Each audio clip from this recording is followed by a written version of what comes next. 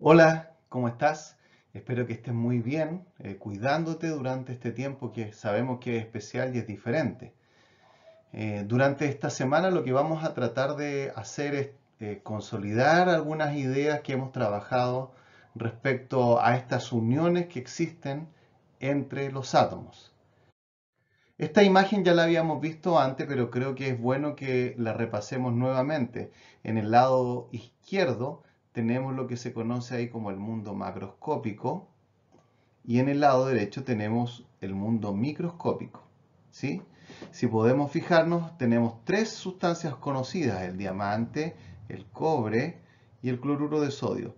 Y nos damos cuenta que su explicación está a nivel microscópico. Sin embargo, al mirar estos dibujos, al mirar estas representaciones, pareciera ser que no encontramos ninguna diferencia. ¿Qué diferencia hay entre la forma en la cual se une el diamante, el cobre y el cloruro de sodio, que los tres son sólidos? Bueno, como dijimos antes, vamos a tratar el día de hoy de profundizar en algunos conceptos que ya hemos visto anteriormente. Si quieres puedes tomar nota, ordenar estas ideas para que las puedas tener claras. Esta semana entonces vamos a identificar los distintos tipos de enlace. ¿Qué es un enlace químico? Bueno, podríamos decir que es la unión entre dos átomos o grupos de átomos. Ahí tenemos unas imágenes que representan a átomos que se están uniendo. En ambos casos vemos que están compartiendo electrones. Esto de los enlaces químicos se basa en la valencia del átomo, que corresponde a los electrones situados en el último nivel. Si miras este ejemplo que está acá abajo, aparece el nitrógeno y su configuración electrónica. El Z de este átomo del nitrógeno, ¿no es cierto?, que está puesto acá, lo puedes contar, es 7. En el caso del cloro, que está en una configuración electrónica abreviada, ¿no es cierto?, ahí se puede observar claramente, ¿no es cierto? Y también tenemos al calcio, que también tiene una configuración electrónica abreviada. Y aquí, entonces, en la tercera columna, aparecen los valores de los electrones de valencia. Aparecen 5 para el nitrógeno, 7 para el cloro y 2 para el calcio. Y si te fijas bien, esto corresponde con el grupo. Es decir, el elemento que tiene 5 electrones de valencia es aquel que está en el grupo 5. Entonces se busca digámoslo así, formar enlaces químicos con un propósito, es la estabilidad energética. Y esto tiene que ver con la regla del octeto del dueto. ¿Qué dice esto? Que un átomo va a tratar de asemejarse al gas noble más cercano que tenga. Si el átomo está cerca del átomo de helio, del gas noble helio, cumple con la regla del dueto. Pero si está cerca, más próximo a cualquier otro de los gases nobles, neón, argón, ¿no es cierto?, entonces cumple la regla del octeto. Aquí vemos los electrones de valencia que están representados en una tabla. Si observas bien, en la primera columna sale el grupo 1A y aparecen algunos elementos solamente.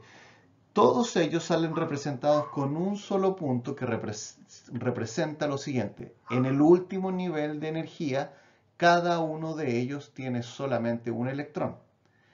El grupo 2A sucede lo mismo. En el último nivel de energía tienen dos electrones. Y así puedes ver entonces la cantidad de electrones de valencia que tiene cada uno de los átomos, es decir, los electrones en el último nivel de energía. Pero fíjate en algo curioso: el helio que está arriba está en el grupo 8, pero tiene solamente dos electrones. A esto es lo que le llamamos la regla del dueto. Es los átomos que se parecen entonces al helio. ¿Quiénes son los que se parecen? El hidrógeno, el litio y el berilio. Esos tratan de cumplir la regla del dueto, es decir, el hidrógeno gana un electrón y el litio y el berilio tienden a perder electrones para asemejarse, en este caso, al helio. Ahora bien, los otros elementos que aparecen en el grupo 8A, estos dos otros gases nobles, podemos darnos cuenta que tienen 8 electrones rodeándolos. Por lo tanto, los átomos que se asemejan al neón, al argón, cumplen la regla del octeto. Repasemos el concepto de enlace iónico. El enlace iónico tenemos que destacar que la palabra clave es transferencia. Siempre hay un átomo que pierde uno o más electrones y otro átomo que gana uno o más electrones. En esta animación que tenemos acá aparece el NaF. Si tú buscas en la tabla periódica te darás cuenta que el sodio tiene un solo electrón en su último nivel de energía, un electrón de valencia. Voy a representarlo como cruce, en cambio en flúor tiene representados 7 electrones. ¿Qué es lo que está sucediendo entonces en esta imagen? Ese electrón del sodio es transferido hacia el flúor. Y eso es lo que nos está diciendo esta imagen. Ahora bien, si yo calculo la diferencia de electronegatividad, me voy a dar cuenta que va a ser mayor o igual a 1,7.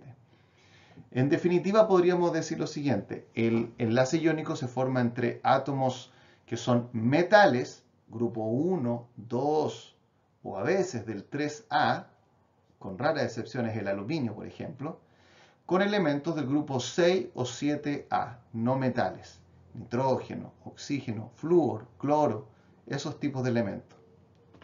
¿Ya?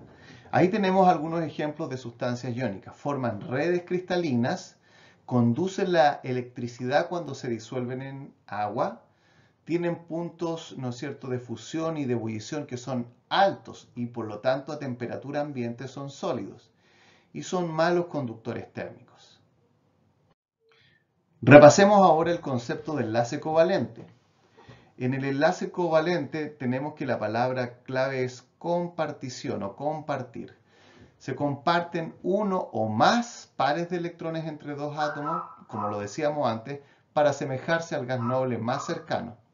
La diferencia de electronegatividad entre estos átomos es menor a 1,7 y se forma entre elementos que son no metales. En nuestra imagen que está representada acá tenemos un compuesto que se llama metano, que aquí te dejo su fórmula química. Ese metano está formado por un átomo de carbono, 4 átomos de hidrógeno y forma 4 enlaces covalentes. ¿Ya? Veamos algunos otros compuestos covalentes y sus características. Acá tenemos, por ejemplo, que presentan bajos puntos de ebullición y fusión en comparación a los iónicos. En condiciones normales de presión y temperatura, eso significa esa sigla, condiciones normales de presión y temperatura, pueden ser sólidos, líquidos o gaseosos, son aislantes de la corriente eléctrica y el calor, son solubles en disolventes apolares. Acá tenemos 3 ejemplos entonces de esta sustancia. Tenemos el agua, tenemos el amoníaco, que es una de las bases para hacer los productos de limpieza que utilizamos en el hogar. Y un tercer ejemplo es el metano, el que estaba arriba, que es un gas a temperatura ambiente.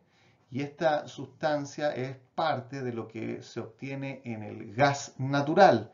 Aquellos de ustedes que a lo mejor estén, digámoslo así, conectados a la red de Metrogas, obtienen desde ahí este gas metano, que es el que alimenta las cocinas de sus hogares. Repasemos ahora el concepto de enlace metálico. El enlace metálico, ¿no es cierto?, dice ahí que es un enlace fuerte que se forma entre elementos de la misma especie de electronegatividades bajas y similares. Y se forma una nube electrónica con electrones deslocalizados. ¿Qué es lo que está tratando de decirnos esto? Nos está tratando de decir lo siguiente. Yo tengo un metal que tiene uno o más de un electrón que no está muy aferrado a él, se tiende a perder, de tal manera que estos puntos rojos que aparecen acá son electrones que se pueden mover. Algunos le han llamado una nube electrónica, otros han dicho que es un mar de electrones. Como sea que lo llamemos, tenemos átomos con carga positiva, es decir, cationes, que están rodeados, como decíamos, de este mar de electrones que se pueden mover. Es por eso, ¿no es cierto?, que nosotros sabemos que, como dice aquí, que la mayoría de ellos son buenos conductores de la electricidad, porque estos electrones se pueden mover fácilmente. Otra característica es que son sólidos a temperatura ambiente, excepto el mercurio, y que tienen puntos de fusión y ebullición variables.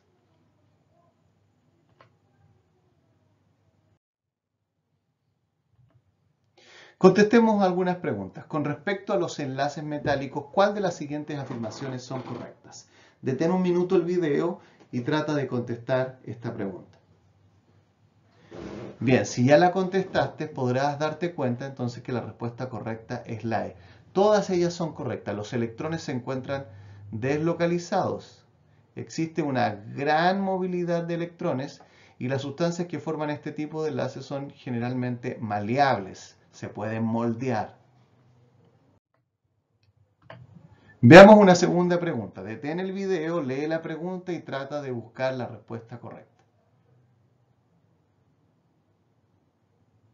Ok, si ya lo hiciste, te darás cuenta que la respuesta es la E, la afirmación 1 y 3. Uno de los elementos cede electrones al otro. Esa es la característica del enlace iónico. Se transfieren electrones. La segunda dice que se presenta entre elementos del grupo 6A y 7A. Eso no puede ser porque estos grupos contienen elementos no metales y para un enlace iónico un metal del grupo 1A o 2A debe transferirle al elemento no metálico. Y la tercera afirmación presentan un valor de electronegatividad mayor a 1,7 también es correcta. A modo de conclusión, podemos decir que un enlace químico se produce por medio de la estabilización de los átomos según la regla del dueto o la regla del octeto. Espero que haya quedado bastante claro este video y que hayas podido repasar y profundizar en los conceptos ya estudiados.